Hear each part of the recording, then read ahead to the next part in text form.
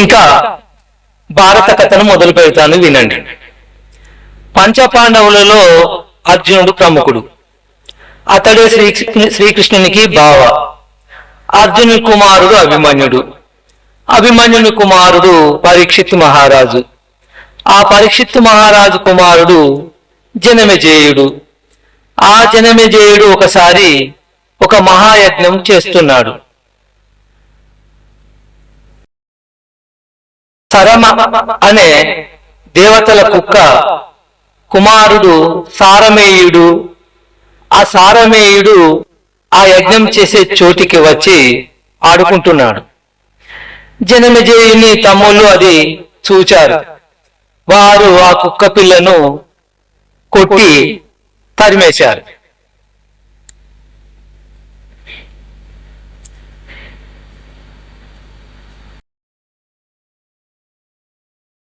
సారమేయుడు అనే కుక్క పిల్ల ఏడుస్తూ పోయి తన తల్లి సరమకు జరిగిన విషయం చెప్పింది.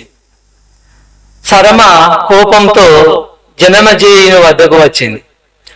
ఓ జనమేజయ మహారాజా, నీ తమ్మును ఏమాత్రము వివేకము కరుణ లేకుండా నా కొడుకును సారమేయుణ్ణి కొట్టారు. యుక్తాయుక్త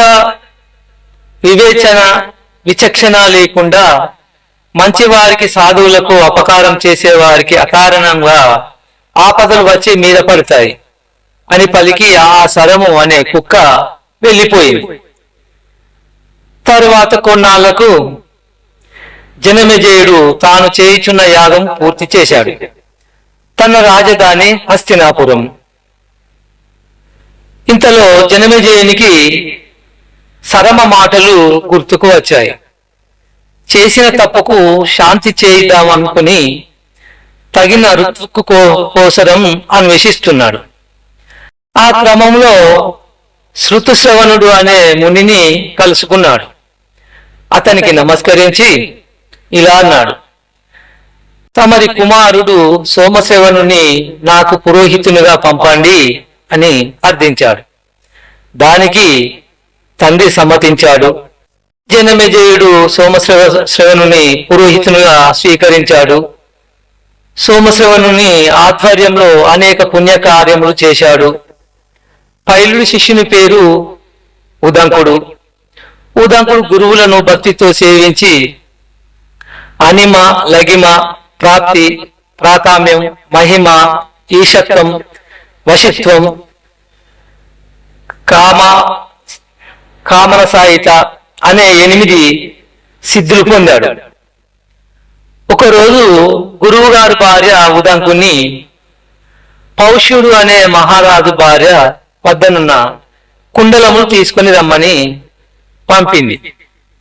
ఉదంకుడు ఆ పని మీద పౌష్య మహారాజు వద్దకు వెళుతుండగా దారిలో ఒక దివ్య పురుషుని చూశాడు. అతని కోరిక మేరకు గోమయము అనగా ఆవు పేడ భక్షించాడు. ఆ దివ్య పురుషుని అనుగ్రహం పొందాడు. తరువాత పౌష్య మహారాజు వద్దకు వెళ్ళాడు. మహారాజా, నేను నా గురుపత్ని ఆజ్ఞ మేరకు మీ వద్దకు వచ్చాను. నీ భార్య వద్దనున్న కుండలములు ఇప్పిస్తే అవి తీసుకొని పోయి మా గురుపత్నికి ఇస్తాను, త్వరగా ఇప్పించండి అని అడిగాడు. మహాత్మా, ఆ కుండలములు నా భార్య వద్ద ఉన్నవి, ఆమెను అడిగి తీసుకోండి అని ఉదంకునితో అన్నాడు. ఉదంకుడు పౌష్య మహారాణి వద్దకు వెళ్ళాడు గాని ఆమె ఉదంకునికి కనిపించలేదు. మరలా రాజు వద్దకు వచ్చి, రాజా, మహారాణి నాకు కనిపించలేదు, మీరే ఆ కుండలము తెప్పించి ఇవ్వండి అని అడిగాడు. మహాత్మా, నా భార్య మహాపతివ్రత, చాలా పవిత్రురాలు, ఆమె అపవిత్రులకు కనపడదు అని అన్నాడు. అప్పుడు ఉదంకునికి గుర్తుకు వచ్చింది, తాను గోమాయ భక్షణము చేసి ఆచమనము చేయలేదు అని.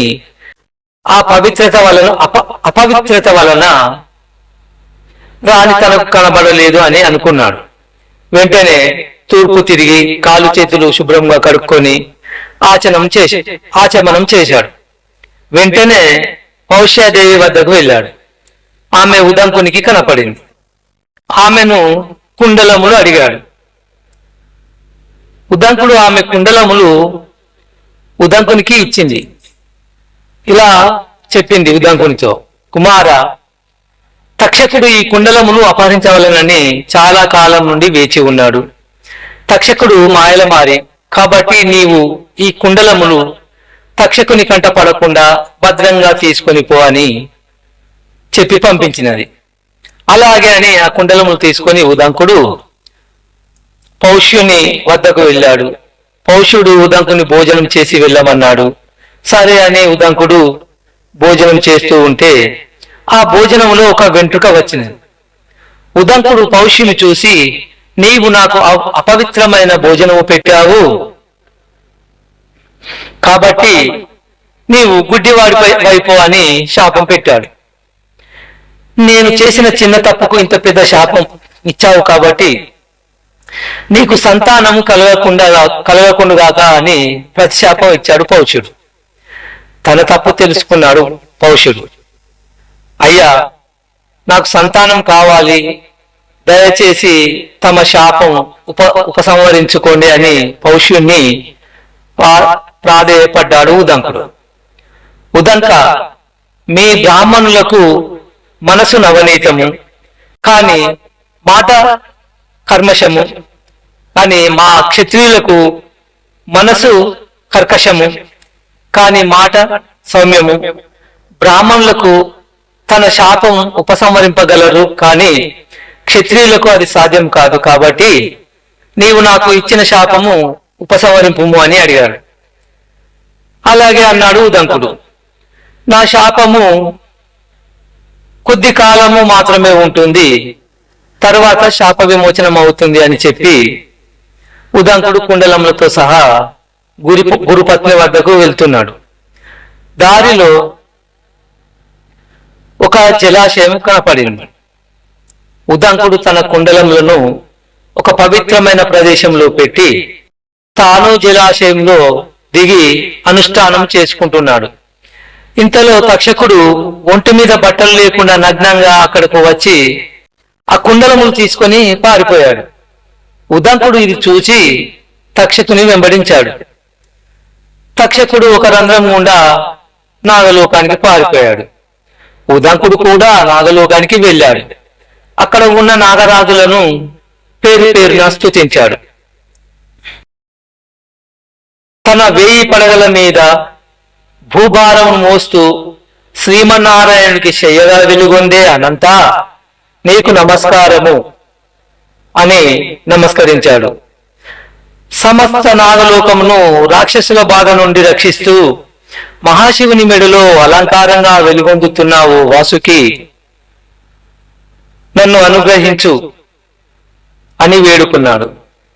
దేవతల చేత మనుషుల చేత పూజింపబడే సమస్త నాగరాజులకు నమస్కారము. తన కుమారుడైన అశ్వసేనుడితో కూడి భూలోకము అంతా సంచరించుచున్న తక్షక, నన్ను అనుగ్రహించు అని నాగులనందరూ పొగిడాడు ఉదంకుడు. అప్పుడు అతనికి తెలుపు నలుపు దారాలతో వస్త్రములు నేయుచున్న 2 స్త్రీలు 12 ఆకులు గల చక్రమును తిప్పుతున్న ఈ 2 స్త్రీల యొక్క 6 కుమారులు ఒక పెద్ద గుర్రమును ఎక్కిన ఒక దివ్య పురుషుని చూచాడు. ఆ దివ్య పురుషుడు ఉదంకును చూచి, ఉదంక, నీకు ఏమి వరం కావాలో కోరుకో అని అడిగాడు. వెంటనే ఉదంకుడు, ఈ నాగకులం మొత్తం నాకు వశవర్తులై ఉండాలి అని అడిగాడు. అలాగైతే నువ్వు వచ్చి ఈ గుర్రం చెవిలో గట్టిగా ఊదు అని అన్నాడు ఆ దివ్య పురుషుడు. వెంటనే ఉదంకుడు పోయి ఆ గుర్రం చెవిలో గట్టిగా ఊదాడు. అప్పుడు ఆ గుర్రం శరీరం నుండి భయంకరమైన అగ్నిజ్వాలలు పుట్టి నాగలోకమును చుట్టుముట్టాయి. నాగులంతా ప్రళయం వచ్చిందని భయపడ్డారు. నాగరాజు తల్లడిల్లిపోయాడు.